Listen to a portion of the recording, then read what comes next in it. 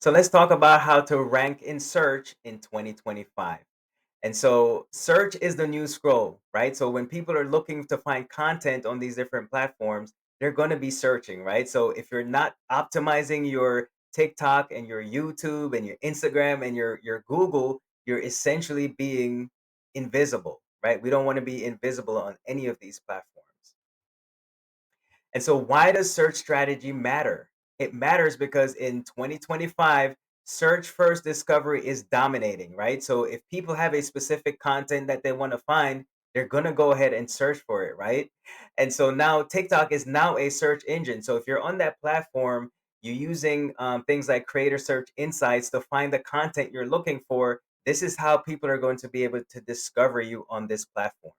YouTube is actually the second largest search engine, right? Because people are scrolling through YouTube and Instagram as well, right? So you want to make sure that you're being discovered by using the right keywords in your content, right? They call it SEO or search engine optimization. And of course, Google is still, dominant, right? They're the king or queen of search engines, right? Because their ranking means that you can actually be seen, right? And they trust a lot of sources. They trust Google, right? So you want to make sure that you're putting yourself in that position where you're now discoverable. So platform search algorithms, right? We're going to look at the 2025 snapshot. So for TikTok, the keywords in your captions are extremely important, right? So what exactly do I mean by that? This is the description of the video that you have posted on this platform, right? You want to make sure that it is relevant to the content that you just recorded, right? You don't want to just have some random things in the caption, right? Because that's how TikTok uses the search engine optimization.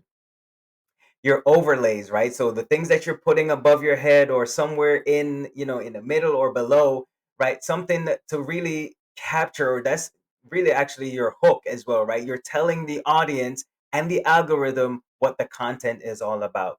And then your spoken audio, you want to make sure you're talking about, the specifics of the thing that you're talking about in your video. If I'm talking about the red clock behind me, right, I'm going to probably mention that in the video, right? I'm going to talk about the clock. I'm not going to talk about, a roadmap or something else that's not relevant, right? So YouTube kind of uses the same concept, right? They have the title descriptions, the tags, and they use those things that keep people, watching, right?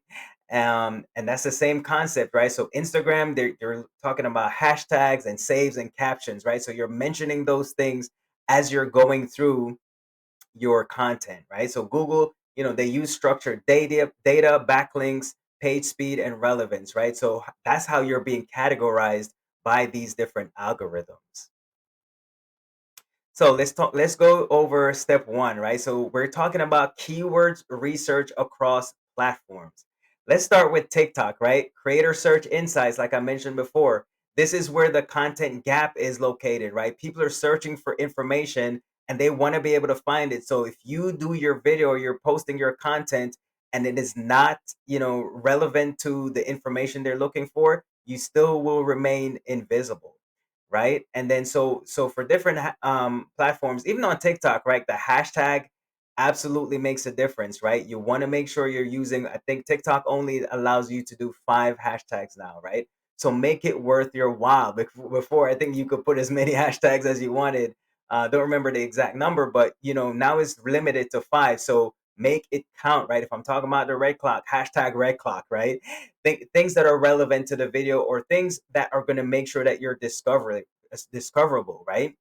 So if you're using Google, of course, like I said, you're going to use, different trends that are out there. For example, you want to say AI tools for creators, right? And then if you're looking for those, those are going to be ranked higher in all across the board, right? Because AI is a buzzword. So you want to keep that in mind as well, right? So that's an example of the keyword search across each platform.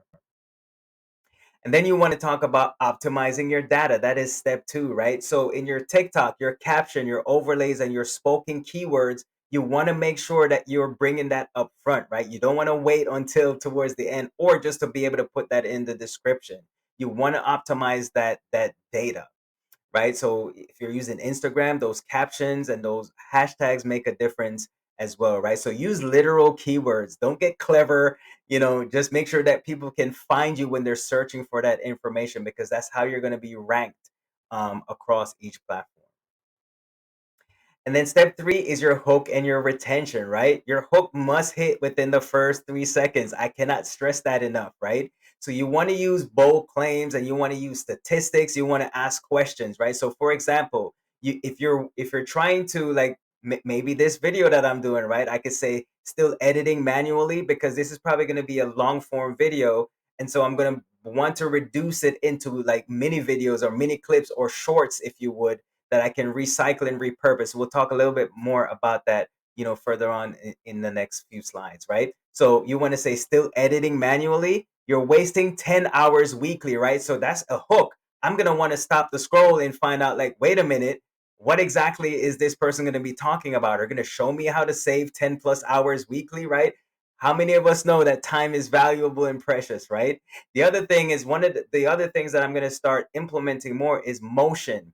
A lot of times our videos are static, right? If you look at my TikToks and maybe my YouTube videos as well, a lot of it is just me behind maybe behind a camera talking, right? Some of it is motion, right, where I'm actually walking around and talking to you about a specific topic or multiple topics, right, depending on what the content is about. You want to make sure that you have clarity, right? When you're boosting your content. I talk a lot about this on my TikTok lives about having clarity, right? Clarity first, because we have a lot of folks who are neurodivergent, right? And of course, as we all know, the attention span is really, really low on these social media platforms, right? So within the first 3 seconds, if you're not hooking them and if the content isn't relevant, they're going to keep on moving. They're not going to stop the scroll, right? So we want to keep those things in mind. Step four is we want to encourage saves, shares, and comments, right? I cannot stress this enough. A lot of times, this is what we call our call to action, right? Sometimes when we do our videos, we just post the content and then we walk away without actually telling people what exactly to do. And so engagement is the keyword and the buzzword on these platforms, right? If there is no engagement, you are not being visible. So you want to ask your followers, your viewers of your content to save if they want to revisit, right? Because the content that you're providing, maybe they're not able to watch it all the way through right then and there. But if you give them the call to action to come back and revisit the content, then they will be able to do that at a later time, right? Your next, you want to prompt comments like, which tool do you use most? Or saves and shares are, they're the ones that are ranking high signals across the board on each one of these platforms, right? So if you're not giving them a call to action or if you're not encouraging them to comment, right, that's the engagement that the algorithm is looking for. So you want to make sure you prioritize that. And then step five is profile and channel optimization, right? Again, keywords, right? You want to make sure you're utilizing those keywords, you're maximizing it, right? Because you're actually doing this because you want to be discovered, right? You want your content to be categorized so that way people can be able to discover you like within minutes, right? If they're searching for that content, you want to use those keywords, right? I cannot stress it enough. Use those keywords. And then, so the bonus here is you want to repurpose to maximize your reach, right? So this is a long form content that I'm going to be posting on my YouTube channel, right? But there's other AI tools that can be used to auto generate shorts, right? So you're going to see me do this in real time, on my YouTube channel, because I'm actually going to take this video and I'm going to create shorts from this, right? Because what ends up happening is a lot of times people will probably be more inclined to watch the shorts than to watch a long form video, right? Like this video is probably going to go beyond 10 minutes.